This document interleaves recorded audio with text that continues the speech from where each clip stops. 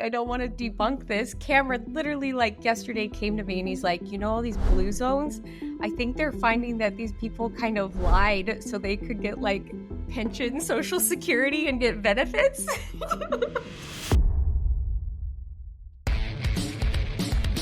Welcome to the Bucket List Life Podcast with Trav Bell, the world's #1 bucket list expert. Bucket List Life's mission is to help you get off the treadmill, stop Groundhog Days, hack your habits, and live a regret-free life. Because we know life's way too short not to live your bucket list life. So please welcome your host, Trav Bell, the Bucket List Guy.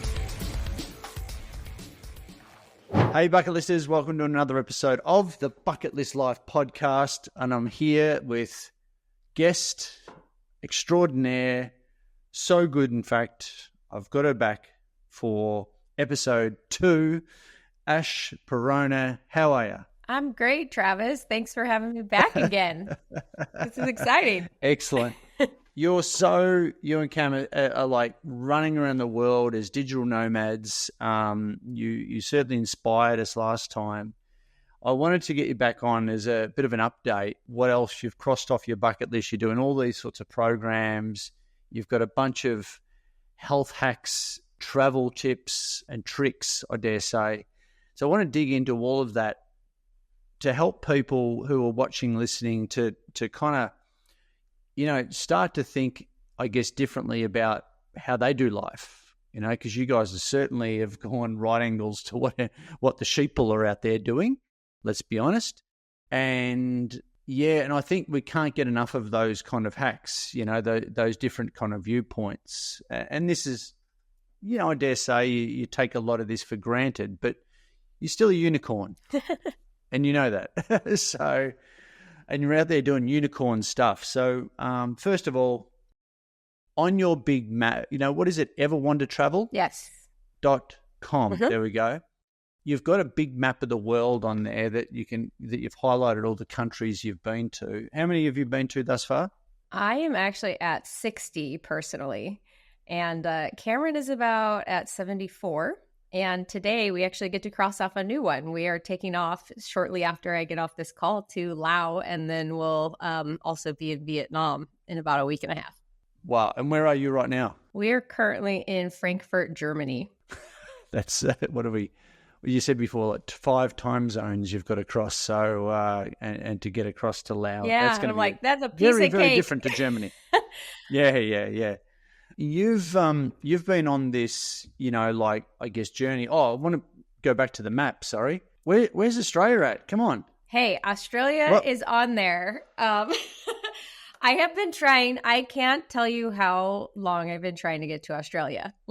I went to New Zealand in 2005 with a college group, and I was supposed to go, and it didn't work out. And then an ex of mine had a really good job opportunity, and I was working at Salesforce, and I'm like, let's go, let's do it. And then he backed out. His mother was kind of sick at that time. And then I've just been trying to get there, and I am determined to make it happen next year. You've got on your map, your filled in map of countries that are filled. It's like Indonesia, all the islands of Indonesia, 100 right? Islands. And then you got New Zealand, and map of Australia is just bare. It's untouched. Well, I will tell you, I want to at least give it enough time to where it can thoroughly explore it. This isn't I want to go to Sydney and I want to go to Melbourne. I really want to do the whole thing because there's so many cities there. I want to go scuba dive in the Ningalo Reef in Exmouth or near Exmouth. I want to do all the stuff. And I dare say that you want to visit those guys. Yeah. Oh, who are they? I can barely see them. They the whale sharks. Guys, the whale sharks. I totally have that on my bucket list. So there you go. Okay, all maybe right. I'll have to move that to Australia versus I had it on there for La Paz, which is in Mexico. I think the rules of whale shark diving over in La Paz in Mexico and also in the Philippines, you can do anything there. You can surf them if you really want to jump on their backs. But in Australia, it's totally illegal. But in Australia, there's restrictions on how close we can get. Anyway, that's actually interesting because when you go to a city right, I've kind of got my own rules.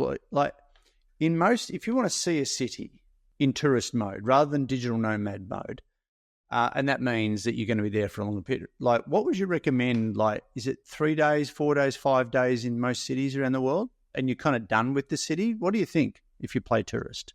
It totally depends for us. We can be in a city anywhere from like 48 hours, and then sometimes we'll spend upwards of like 9-10 days. And our eventual goal is to spend about a month in a city, but we've been going a little bit faster these last few years because we want to check so many off the list and experience so many that we've been keeping a like go back list. Like go back. Yeah. Are you serious? You got a go back list. Yeah. Like we would love to spend a lot more time in, sense. say, like Barcelona or now Paris or places in Switzerland. We absolutely love Stockholm in Sweden. And there's a number in like South America, but we're like, okay, we want to go check out all these places because we really want to figure out maybe where we want to live part-time. So we've been going through them a little bit faster, but I think it needs at least a proper month to like really understand, to be able to navigate, know the coffee shop guy, know the supermarket, know exactly where you're going for like the gym, and really like sink into the culture of it all. At what stage do you go from I'm traveling to I'm living? Well, that is our goal. So in our Vivid Vision, Cameron, my husband, has the concept called Vivid Vision, and it's a book. The book is... Oh, great. His book is right there. Look at that. Boom. Product placement. I don't know. We might have mentioned this in the first one, but it's for businesses to have the CEO founder really extract what they want the business to act like, look like, and feel like in 3 years, like it already happened. Well, we did that on our honeymoon in the Seychelles, and we did it for our marriage. So it's actually on my website, everwandertravel.com. And it goes into detail what we want our marriage to look like in 3 years. So our goal is to basically find 3 different hubs around the world where we can like live a couple months in each of those hubs. So 2 months when the weather's nice. It doesn't have to be back to back, but it could be like one hub, travel net new for 2, one hub, travel net new for 2, one hub. So we at least get that blend of stability, grounded, keep some stuff in those locations so we're not living out of a suitcase constantly. What are we feeling at the moment? In terms of those hubs? Because I've thought about this a lot, and especially recently. And what do you think, what makes a good hub? And what are you thinking at the moment in terms of those hubs for you guys? So we have a lot of different definitions for that. And I think it's a very personal preference, right? So like one of the classic ones is like, are you a beach person, an ocean person, or a mountain person? I have learned about myself that I think beaches and ocean make very beautiful like videos and photography. And I think you are guilty. I think I thrive more in a mountainous type of terrain. I really love tall trees. I love hiking. This interview just went. Right? This interview just went downhill, didn't it? Yeah, you just lost the crowd. No, but so you're funny.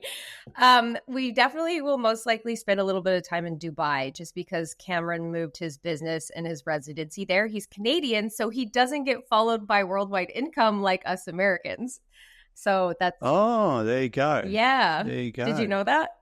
No, please unpack that. I got so many Brit mates that have obviously moved there for tax reasons and set up companies, and the incentives are ridiculous to set up a company in Dubai. Right. They don't need the taxes. I'm not going to lie, like everyone else, it has not been completely smooth sailing as a lot of the people who are over there. They're like, oh yeah, you just like set it up, and it's like, not quite like that, but once you start the ball rolling, it's kind of like you can't push it back up the hill. So we're almost there. One of the great incentives is that majority of the countries in the world can go there, and they aren't followed by worldwide income. So regardless of where an American lives, they have to pay tax back to the US as well as the place that they're resident of. Most countries don't have that. So even though you set up, let me recap. So even though you set up a company an LLC, Pty Ltd, in Australian terminology, over in Dubai, whatever it is over there, you still got to pay tax in America and obviously not in Dubai, but you wow. pay both. There is a new corporate tax that they're doing in Dubai. It's like 9%, but you can get creative with that, especially if you're small. I think it's for the big, like multi-billion or like hundreds of millions of dollar companies, this tax, but it's because of America. We're taxed on our citizenship. We're not taxed on our residency. Most countries are taxed on where people are living. And Donald Trump just actually proposed, if he's elected, that he would maybe do away with that. Fingers crossed. We don't know if he's going to win, right?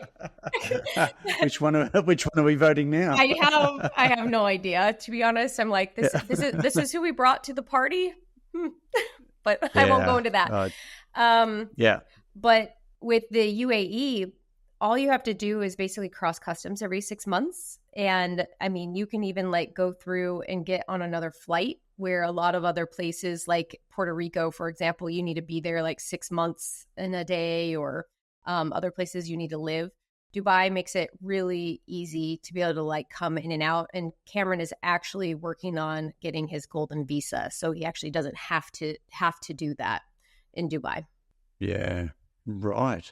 And the golden visa, for those that don't know, is you can just freely move around the world as a global citizen. Well, it's through the UAE, and like Portugal had one for a while, and that's why it was drawing a whole bunch of people in to buy property and I think gain access to like an EU passport. But a golden visa, I'm sure it's like a human of extraordinary ability. And if he gets that in the UAE, he does not have to do the whole come back every 6 months and clear customs. Okay, so I just added something to my bucket list, become a human of extraordinary ability. All right. Well, so, I think in the US there is one called like the O visa or something. It's very similar. No, I've got it. Okay. I've got it. I went through. So look at you. You've been lying to your fans, you know? So I am literally like, it took me getting kicked out of America to get it, but it took me 9-10 months to get it back. And you've got to build a case for why you should work in America. And so I've got an O1 visa. They call it an artist's visa. And because I went in there over there on a travel visa, and they said, no, if you're working over here, obviously you've got to get another type of visa. So no, my visa is literally, I'm an alien. Check this. I was going to use that term. I'm an alien with extraordinary abilities. Yeah. I had to plead. Yeah. Thank you very much. But I had to build a case, get a heap of testimonials from people and contracts and stuff for speaking and things over there, and media thing, and basically put this case file together to convince the United States government that I can do extraordinary things for the people of America. Yep. Yep. The jury's still out on that, but on my ability. But they bought it. So off we go. Yeah, it's crazy. I'm sure Australia doesn't have quite as stringent, hurdles to jump over. But so back to, you got Dubai. Where else is taking your fancy? The 3 hub. We've been trying to figure out and navigate Western Europe, because I think that will ultimately be the primary. We really enjoy Europe, and I'm really liking the like Tuscany or like Italian countryside. So we're probably going to spend some time there. We found a beautiful villa that we'll probably like rent for a month just to test it out, because like we're going to dive into, I'm super into health now. And there's all of these studies coming out that breathing in city pollution is contributing to like dementia and Alzheimer's and all this. So I have, in the last couple of years, kind of put city life on a shelf and have been like, I want to breathe in fresh air. It's so important to me. That is going next level. So I thought you were going to say you were going to chase these blue zones around the world, and you know what they are, right? It's where people are living. I think there's 6 or 7 blue zones around the world, and obviously they're famous for breeding centenarians. Yeah. Is that on your bucket list? It is not, but I did watch that very interesting documentary, like docuseries on Netflix about it. I forget the host, what his name is. I can picture him in my head, but it's funny. Like, I don't want to debunk this. Cameron literally, like, yesterday came to me and he's like, you know, all these blue zones, I think they're finding that these people kind of lied so they could get like pension, social security, and get benefits. So there's like this. Spoiler alert. No, I do think some are legitimate for sure. But I probably there's been a little bit of like foul play, but the Greek one's a bit dodgy, right? I reckon. Yeah. But I love the overlap of just the food usually doesn't overlap in the way that they live, but it's always about like moderation, connection, community, beans and like sweet potatoes, like, and having like in Japanese, there's this term called ikigai, like having a really firm like purpose in your life and what you get up to like do every day, and you have so much pride in it. Look at this. Look at the references. There we go. Do you know that the westernized version of that is westernized? It's actually false of what ikigai actually is. Oh yeah. We all think ikigai is this Venn diagram, but it's actually not. That's a westernized version of what it actually is. So do you know the what real? about that, lad? Yeah, it's a feeling. It's got nothing to do with the Venn diagram. It's false. So it's a feeling of being basically present. So you can find, well, I guess, and I'm butchering it, but one of my clients is the ikigai coach, and he's got 70 to 80 other ikigai coaches actually out there teaching his stuff. So he rips shreds through that. And fun fact, like he's actually taking a lot of his students over to Japan in about a month's time, and 7-day retreat over there, and it's an ikigai retreat. But it's basically what he describes, Nick describes it, Nick Kemp, shout out, as being present and finding flow in what you do, and you can do that in anything, right? Just as long as you seek it and as long as you bleed it into your work and into your life. So probably the most, I guess, complimentary thing is it's a flow state, trying to get into that flow state on a day-to-day basis. Anyway, so we've got Dubai, we've got Tuscany around about maybe, and where else, you reckon? So the third one right now, we got to go check it out because we've heard split opinions on it, is Cape Town. Oh, wow.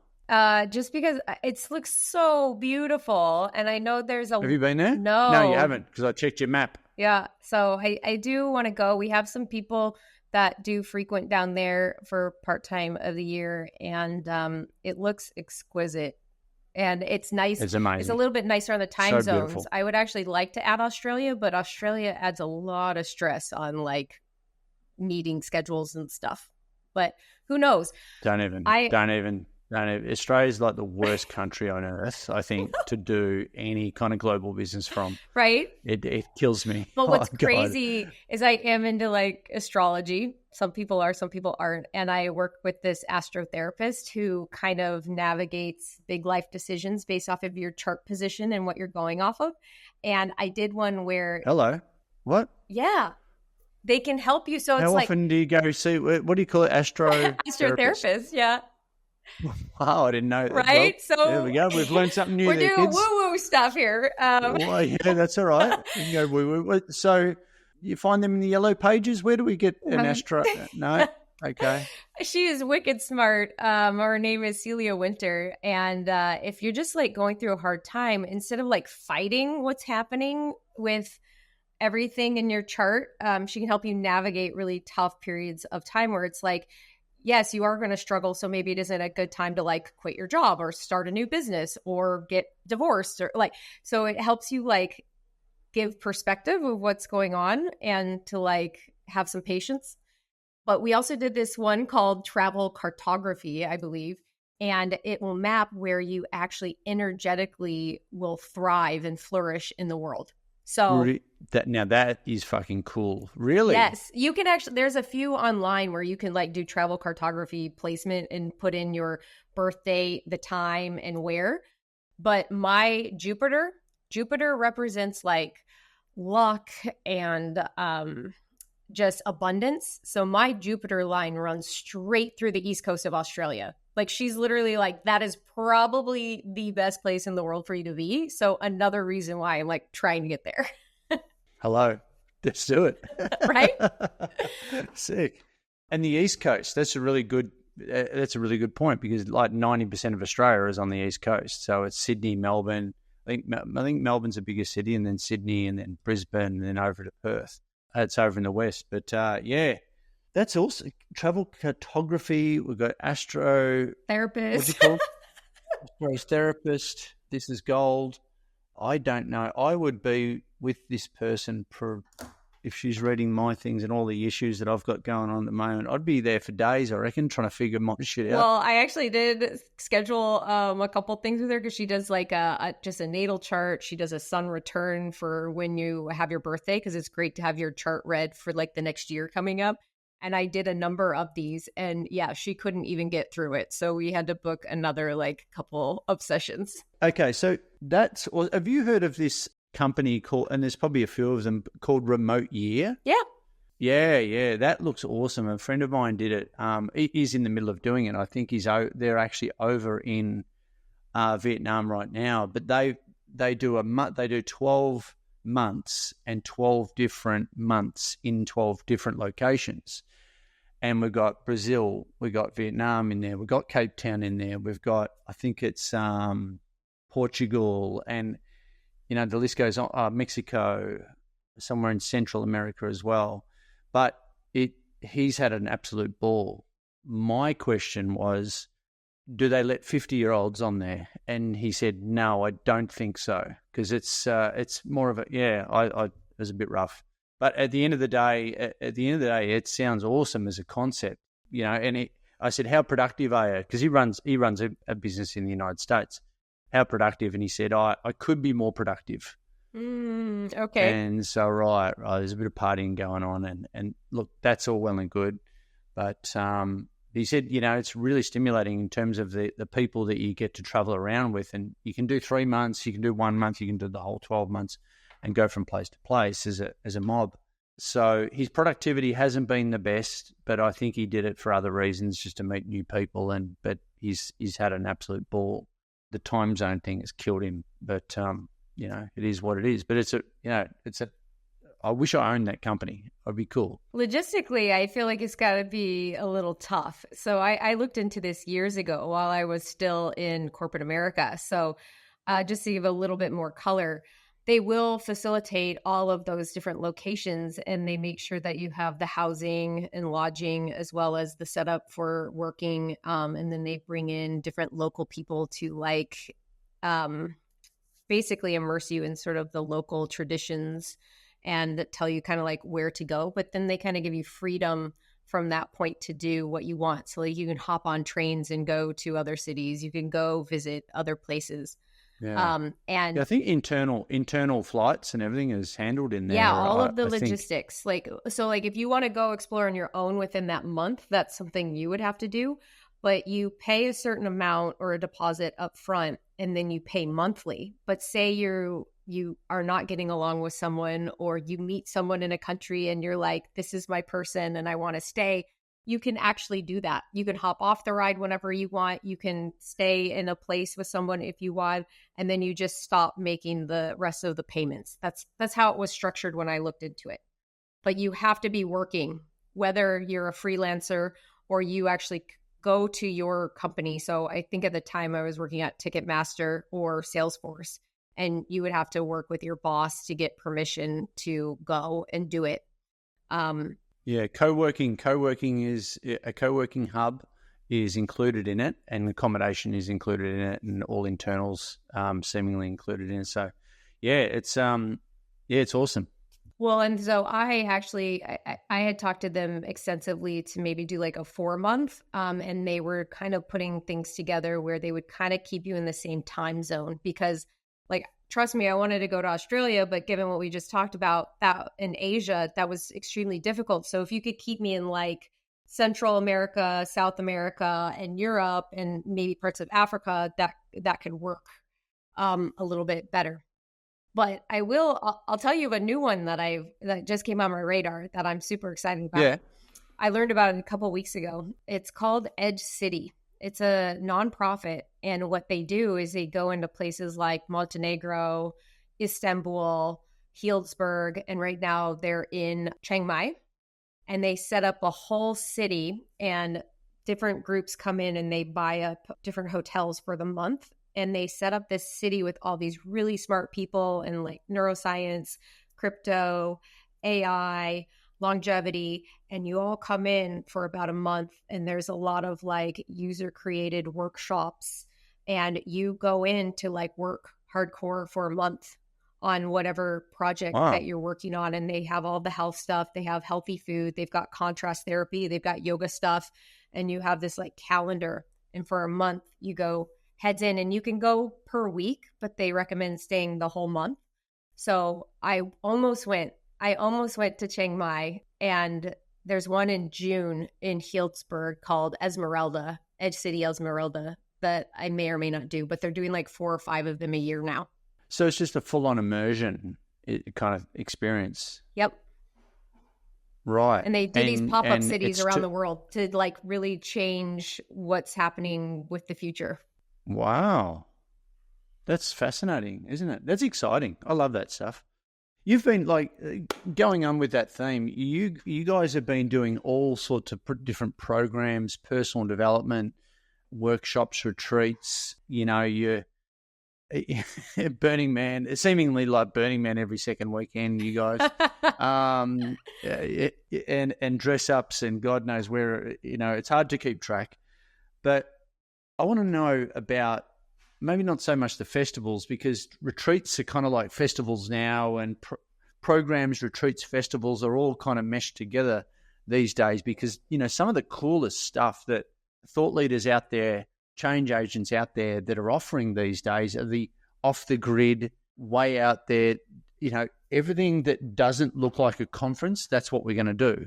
The unconferences. Right? the unconventional conferences. Yeah, that's what we're going to do. So what are some of the ones that come to mind that you guys, because I know that you're out there always curious, which is what I love, and excitedly curious as well. So what are some of the, you know, sort of big programs that you've experimented with? What what you've got out of it? Why'd you go to them, et cetera, et cetera? At the risk of sounding like, and I don't want this to come across as like, you know, you're some personal development junkie or anything like that, because you're certainly not, because you're very, you know, you guys are more than personally developed, but you're always curious, and some of them are around health and longevity, et cetera. So yeah, go for it. Yeah, so Cameron is a very successful entrepreneur and pretty well known in the business space. He's basically a thought leader. And so he was a part of a lot of those groups and masterminds, whether it be like Genius Network or Strategic Coach or War Room, Baby Bathwater. Like, there's so many different groups. Well, but hang on, what was that last one? Baby Bathwater. What is that? I know Genius Network. I know, yeah. Yeah. What's that one? So I believe they were affiliated with like Summit Series in some capacity, but they started around Powder Mountain because a whole bunch of people or entrepreneurs bought Powder Mountain in Utah. But now they kind of gone out on their own, but they do it for only 150 CEOs and founders. And they're always in really cool locations. Like they rented a private island in Croatia. We went there last year. And they have about 9 different sessions you can attend per day. So like 3 slots with 3 different options.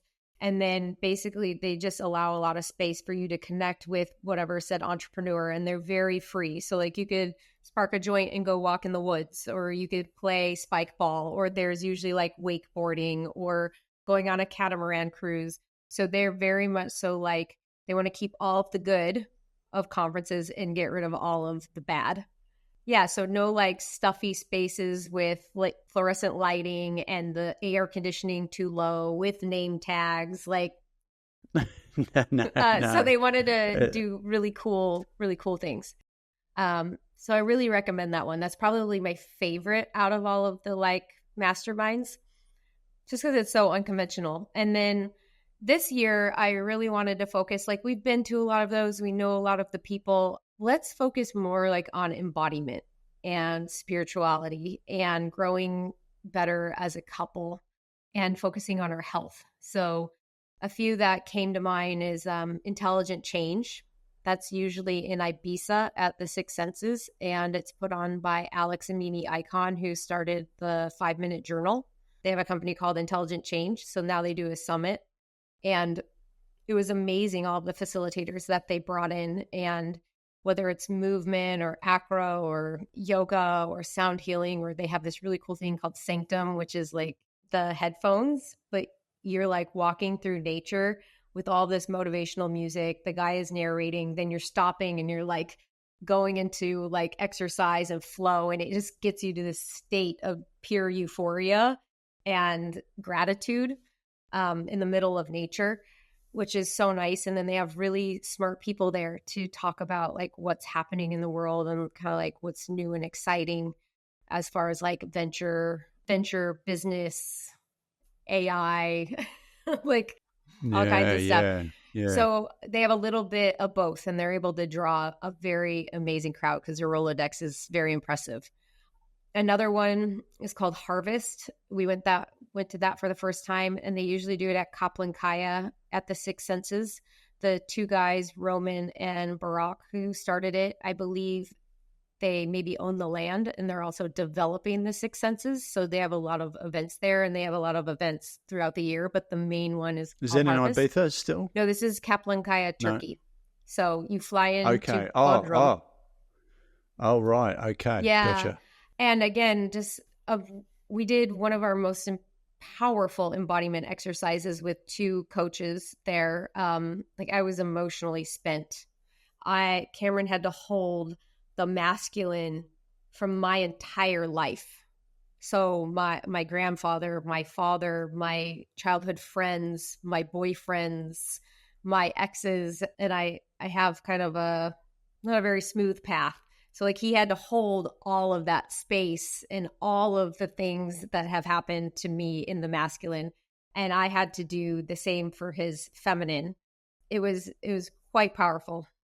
So it was a beautiful space, and the production quality, they had us moved every day to a different part of the property with like stages and lights and it was incredible. Like just the level of production and logistics was insane.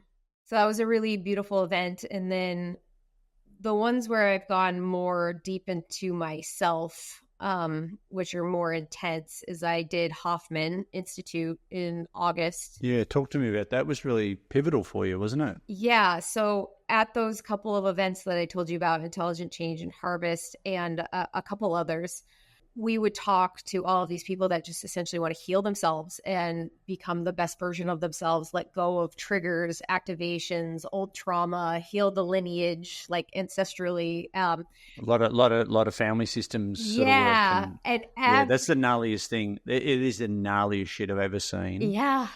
Off drugs. Yeah. Right? Yeah. So it is crazy. And I'm trying to get away from the plant medicine stuff. I know that plant medicine can like get you there faster or bypass. And I've done some of that work, like crazy psilocybin journey in April. And then I did grandmother Aya in June. But I really want to do Aya, ladies and gentlemen at home, Aya is short for ayahuasca. Okay, good. Just saying. I want to do it without that. So those couple of months, my ears will perk up if I hear something about 3 times. I swear I heard it about 25 times in the span of like a few weeks. And so I was like, okay, I've got to explore this. And they're literally booked. So I booked all the way into December, but I heard, if you actually go do your 15 hours of pre-work, it's 15 hours and you got to go 15 hours of pre-work before Hoffman. Yes. And you got to go deep, like all the way from childhood, like so many sheets of paperwork. But if you do all of that and you contact them and say, hey, I would love to get in sooner, there's a lot of people who forget to do the pre-work or they forgot that they signed up. So they were able to like slip me in August because that was the only time I was in North America. And yeah, it certainly did not disappoint. It was very unconventional.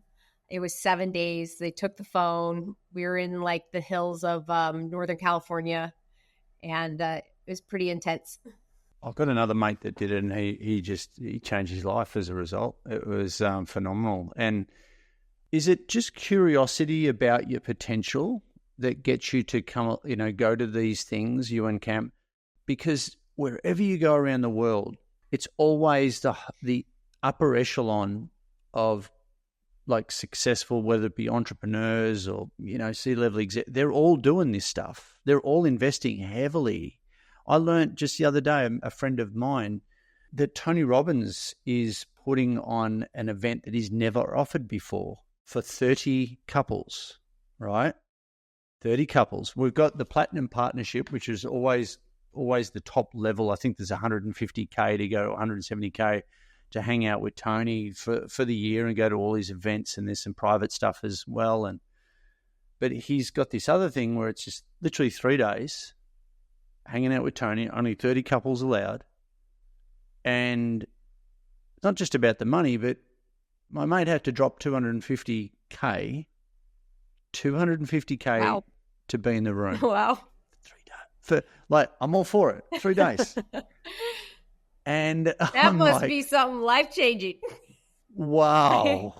You want to be, that's USD, ladies and gentlemen. You want to be extracting some freaking value out of that. So, and they vary, don't they? The investment to do these things, some of it's free, some of it's super expensive. Speak to why seemingly successful people do this stuff like yourselves. Yeah. So if you peel the layers back, this is my own personal opinion, a lot of people who are very successful, they have very interesting childhoods, just like majority of the others. They may even have some that are a little more colored than normal people.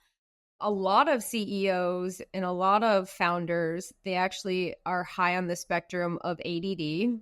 They also are high on the spectrum for bipolar disorder. Like one of Cameron's talks, he'll go through the list and say, raise your hand. And most people fall most people fall on the spectrum of bipolar. And just because you're successful doesn't negate you from negative love patterns. Like usually entrepreneurs and CEOs are very extreme. They actually have a higher propensity for addiction.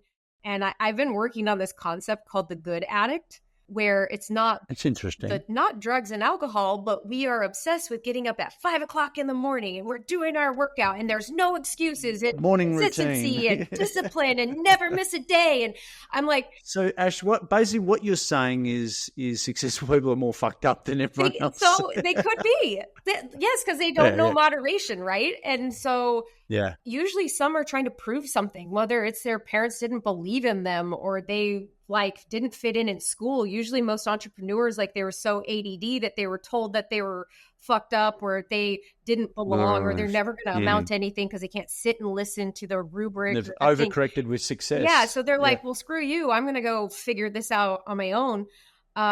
So I think that everyone is just hitting this point, and there's this whole thing where something just entered Aquarius. And so there's this whole feminine energy in the entire world. We went through a very masculine point. Everything is shifting to this consciousness of the world is being illuminated, and everyone is wanting to raise their vibration and become better people. And so I think all of this convergence is happening. And I do think a lot of other people are interested in fixing themselves, but like you said, some of these are expensive. So, people who are successful usually have a little bit easier access. But with Hoffman, I will tell you, they are a nonprofit and they have a quite extensive scholarship program. And it was about $5,600 for me to go, that's not $250, but they also have scholarship. So if you're really being bogged down by your negative love patterns and the way that people like trigger or activate you, that has nothing to do with the person that is trigger and activating you. That has everything to do with your mom and dad and how you were trying to love and connect with them when you were a child. Damn it. Yeah, so whether it's... I've been busy pointing the finger at everyone. I know. Everyone else's fault. Damn it. My perfectionism, my ruminating, my frustration, my like just criticism of self and others and judgment, like it all comes from one or both parents. And giving that, like not only making that aware, how you go through the cycle of transformation, letting it go and giving those patterns back to your parents, and your parents got them from their parents. So you go into like, we're in a part of the discussion that can go right down the rabbit hole now. Let's bring it back to surface level here. Yeah.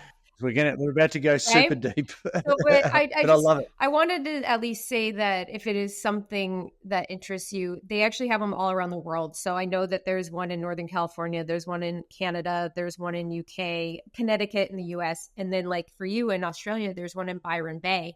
And I think it's actually a little more high end than the one in California. It's quite rustic.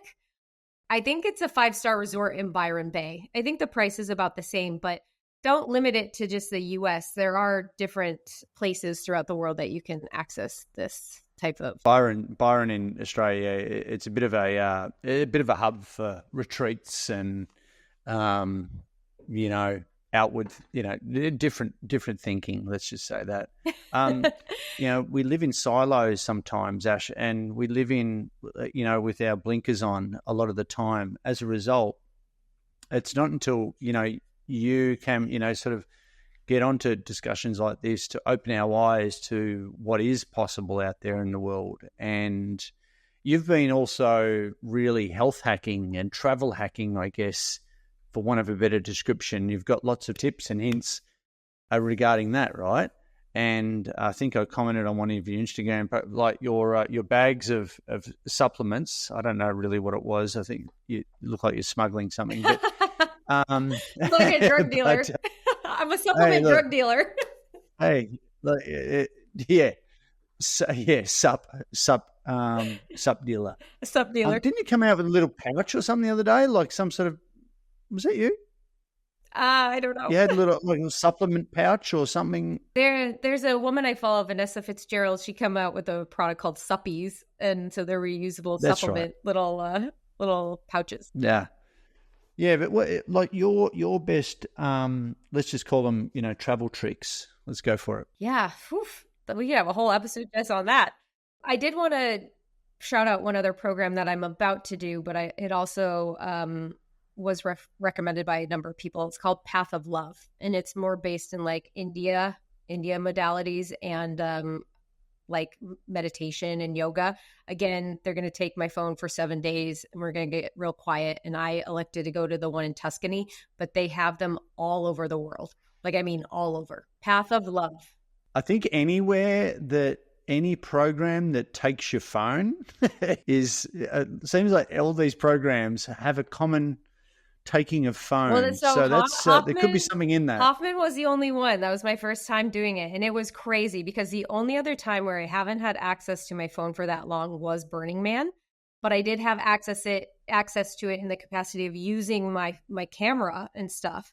But I couldn't get cell service. So that was in the thick of corporate America. And that was actually the best surprise that I took out of Burning Man was that forced disconnection where I couldn't check email. I couldn't check Slack because I think it's still the way. I don't have the willpower to do it. Well, some people have Starlink now, but they do try and like turn it on and off while they're there. But Hoffman was like, they take your phone and then this Path of Love, they're going to take it. And it was so liberating. We had to figure out how to use analog like alarm clocks. And then they gave us these like little watches to be on time places. It's crazy. And then no one wanted it back. Everyone was like, can you like take that? Can you keep this evil device? So it's interesting. But that's what you pay. I mean, that's the investment that you make. That's the off switch that we seemingly all need, right? Just so we can go deep and we're not distracted. So No, I love that. Yeah. So if you've got any more, programs, retreats, and stuff like that that are on the, on the radar and stuff that you've done, just send it through, and I'll pay Yeah, it forward. another one is Alma, which is also Ibiza Six Senses. I believe the CEO of Six Senses' daughter puts it on, so you're pretty much paying for the room. Is that club where Space used to be?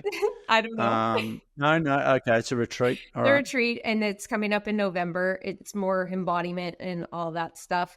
And then we did two others to segue into the health. We also did the biohacking conference, which is Dave Asprey's. We went to Dallas at the end of May. And then right afterwards, we went to Tim Gray's Health Optimization Summit, which was held in London. And he'll also be moving over to Austin next year, as well as London. So I'm going to try and make it quick because I know we're short on time. We were traveling full time. I planned our entire wedding in Mykonos. It was 7 days while on the road, like buying my wedding dress on the road. And it was 9 months of my life to try and sort this out because Greek time is really a thing.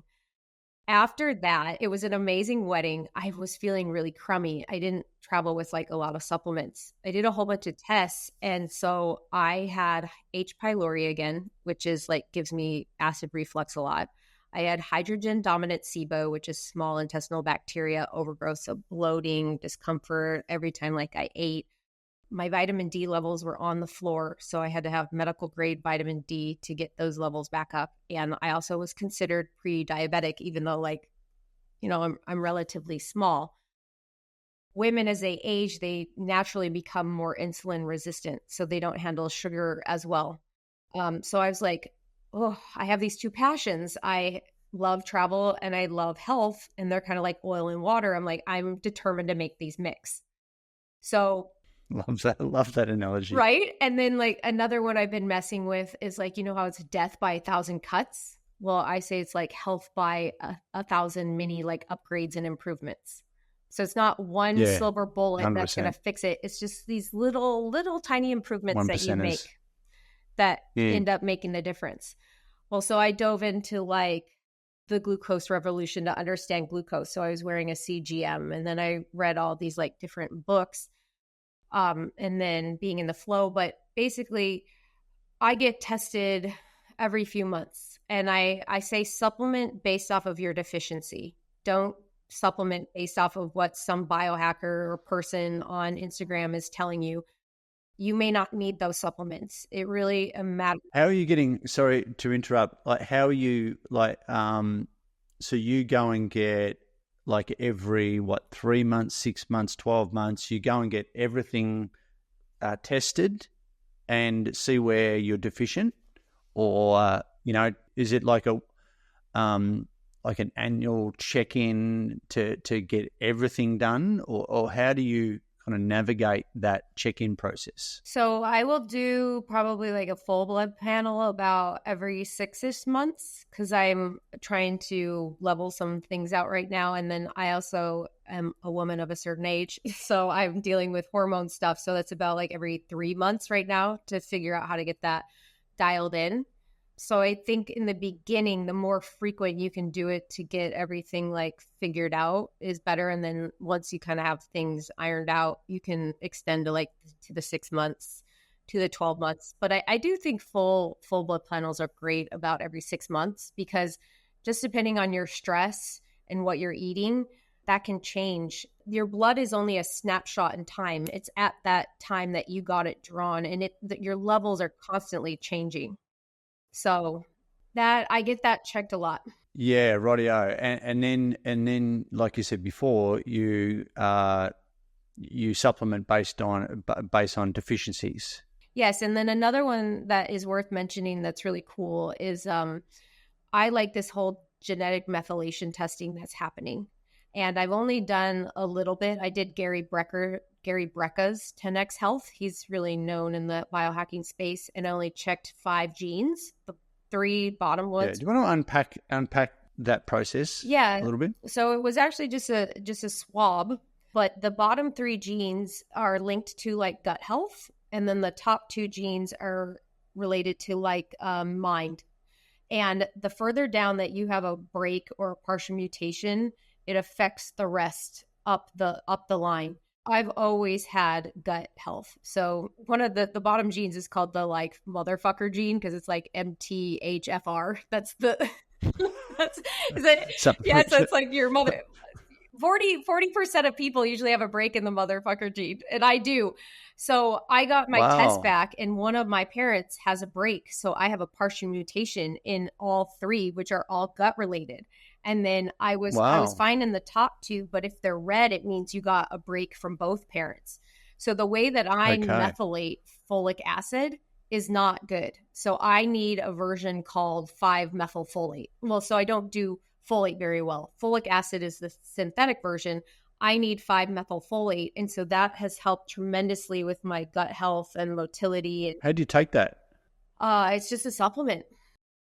It's not okay, so it's a pill, not an IV or anything like that. No, it's just a supplement. And so what's really cool with all this personalized medicine is there's another guy, Kashif Khan. It's more expensive, but he can test up to like 50 plus genes, and it'll tell you how you break down carbs, your relationship with caffeine, how you should be working out, what supplements. So I want to get to that place where it's like, it's specific to me and the genes that I have and how I should be navigating my lifestyle and my choices. It's fascinating stuff. And I just want to just pause for a second, watchers and listeners of this episode. Now, there's a lot of stuff being thrown around here. And thank you for this, Ash, because all I want from this piece of the discussion is for you to get curious about your own health. I mean, if you want to live a bucket list life, let's reverse engineer that and have optimum health under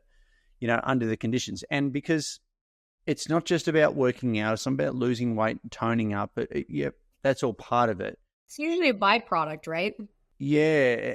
And I want to take the focus off aesthetics and put it onto longevity. And that's really what we're talking about. And health optimization is all about that. Living longer, yeah, great, but living optimally with vitality. And so you have a massive effect on everyone else around you. So you want to die young as late as possible. Fucking hell.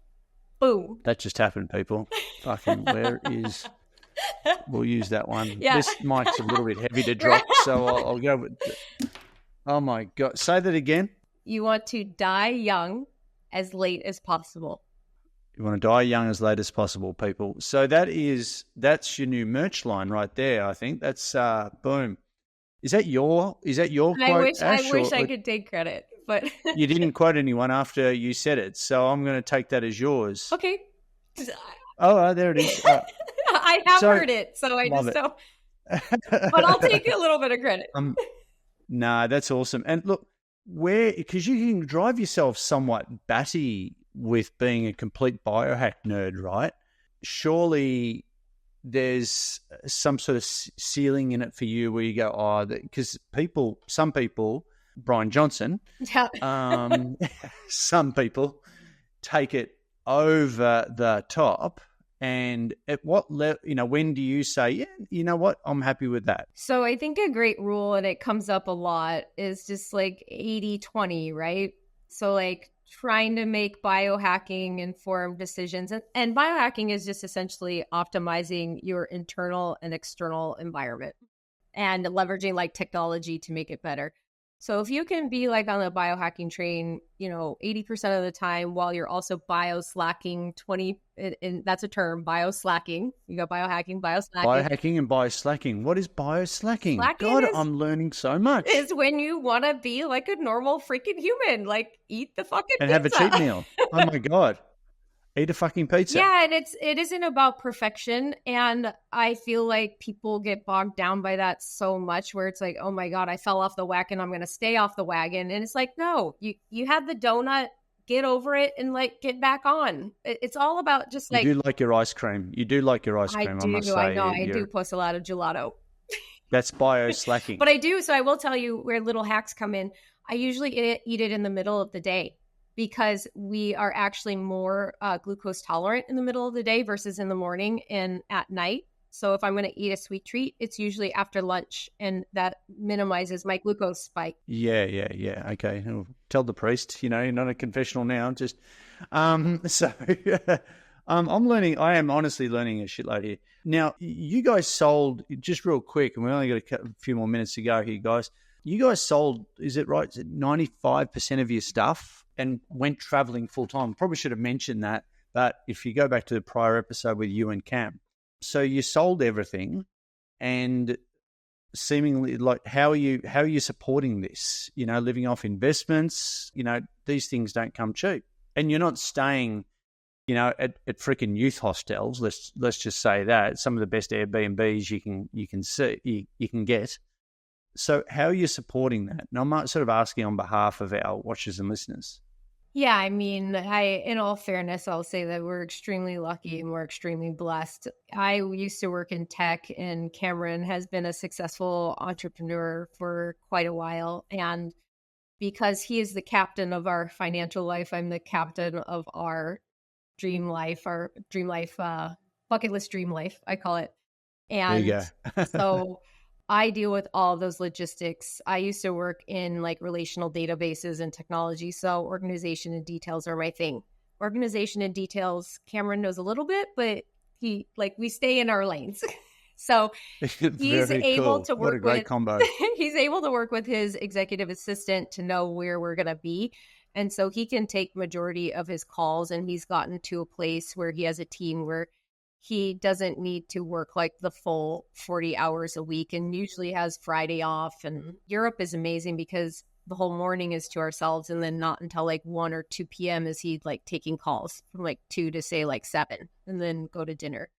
So we've been extremely blessed, but because we sold all of our stuff, we don't have a mortgage. We don't have property tax. We actually have a hard time with insurance. We don't even have auto insurance. So we have to buy the insurance because we can't attach the policy to anything.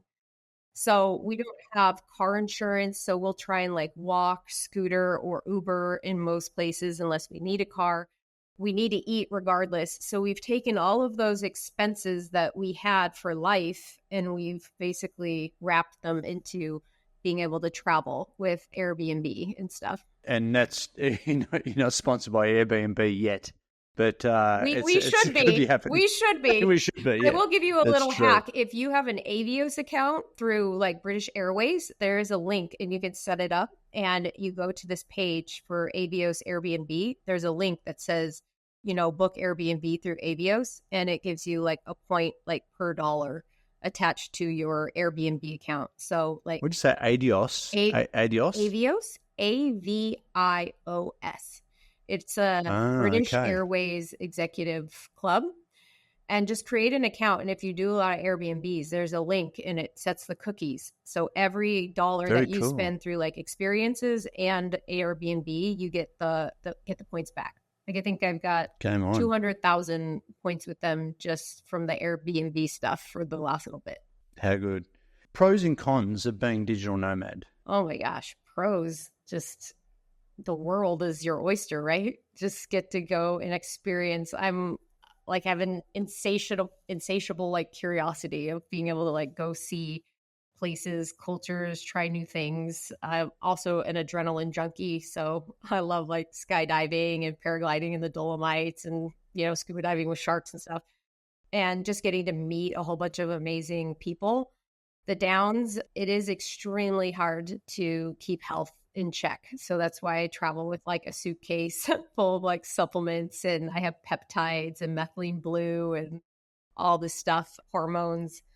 And the groundedness, we're feeling that. We move on average about every week and a half, and we have for about the past 3 years. And so pretty frequent, isn't it? Yeah, it's very frequent. We're pretty tired, and it's like Groundhog's Day every city we move. So you got to relook up all the supermarkets, all the restaurants, all the cafes, all the yoga studios, all the gyms, different languages, different currencies. Some don't want to take you part-time.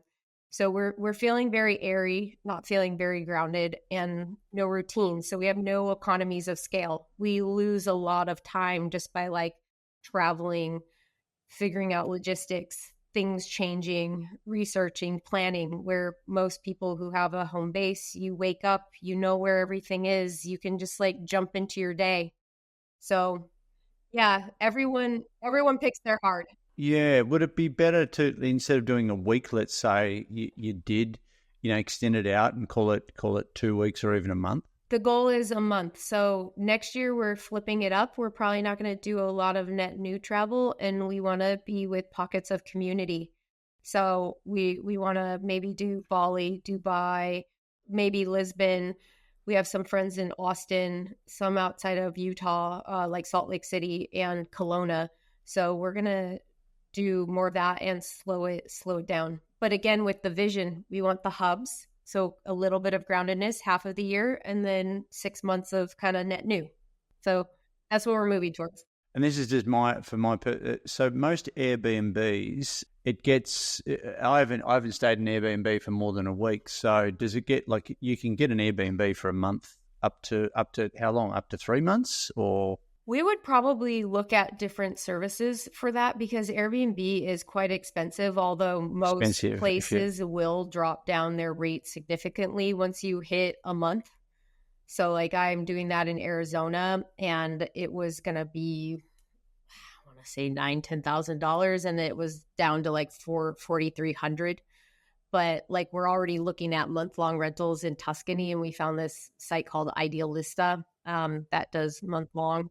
Or like in Kelowna, we did this keys to Kelowna because Airbnb is now illegal. So I have all of these different sites based off of where we are that have different options. Yeah. So you go from Airbnb to the normal property rental sites in those places. VRBO too works as well.